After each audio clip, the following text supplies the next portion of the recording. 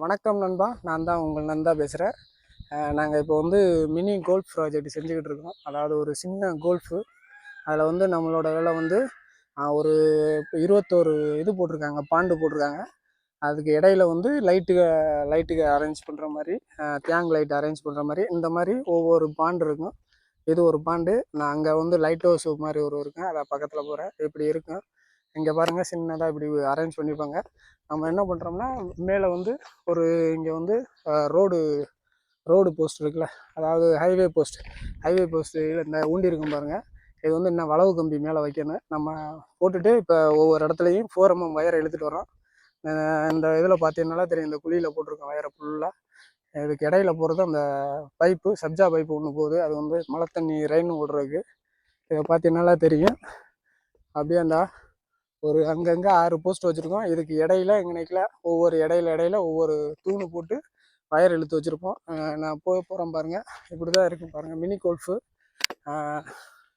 இந்த மாதிரி நான் காமிக்கிறேன். இந்த இருக்குதில் இது ஒரு பாண்டு. இந்த மாதிரி மொத்தம் ஒரு 10 பாண்டு இருக்கும். இந்த போட்டிருக்கோம் பாருங்கள். இதில் வயர் இழுத்து வச்சுருக்கோம், ஆமர் கேபிள் இழுத்துருக்கோம் 4mm. இப்போ அப்படியே போகிறேன், அங்கிட்டு போயிட்டு அதை காமிக்கிறேன். அந்த இருக்குது, அதான் லைட்டிங் சின்ன டவர் மாதிரி இருக்குல்ல, அதுதான் அந்த டவரு. இந்த கோல்ஃப் அடிக்கிறதுக்கு வச்சுருக்காங்க பாருங்க.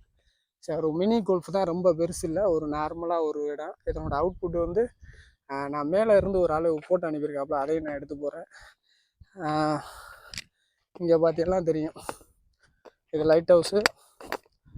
அதான் இது பாருங்கள், இது ஒரு வாட்டர் பவுண்டு. அதாவது இந்த இடத்த பார்த்தீங்கன்னா தெரியும், ஸ்விம்மிங் பூல் மாதிரி வாட்டர் பவுண்டு.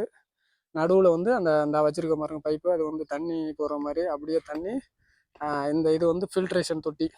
இதில் வந்து ஒரு 3 பம்பு போடுற மாதிரி. இங்கேருந்து ஒரு மூணு செட்டு 4mm எடுத்துகிட்டு போயிடுவோம். இதுக்குள்ளே வந்து அந்த பைப்பு வச்சுருக்கேன். இதுக்குள்ளே வந்து மூணு மோட்ரு போடுவோம். ஒன்று ஃபில்ட்ரேஷனுக்கு, ஒன்று வந்து நடுவில் பப்புள்ஸ் அடிக்கிற மாதிரி, ஒன்று அந்த ஃபில்ட்ரேஷன் மாறி ஓடுறதுக்கு அந்த பம்புக்கு. சுற்றி வர 4mm வயர் இழுத்துட்டேன். அதுதான் என்ட்ரன்ஸு, அந்த கோல்ஃபோட என்ட்ரன்ஸு. இது ஒரு பாண்டு பாருங்கள், இது ஒரு பாண்டு. அங்கேருந்து தான் கோல்ஃபோட என்ட்ரன்ஸ் வருது. அதுக்கு அங்கனைக்குள்ள பார்த்தீங்கன்னா அதில் ஒரு சின்ன மினி ரெஸ்டாரண்ட் மாதிரி வருது. அதுக்கு வந்து தனியாக ஒரு கேபிள் வாங்கியிருக்கேன். இப்போ பார்த்தீங்கன்னா தெரியும், இங்கே தான் கொஞ்சம் கொண்டு வந்து இந்த இடத்துல டிபி பாக்ஸ் போட போகிறேன்.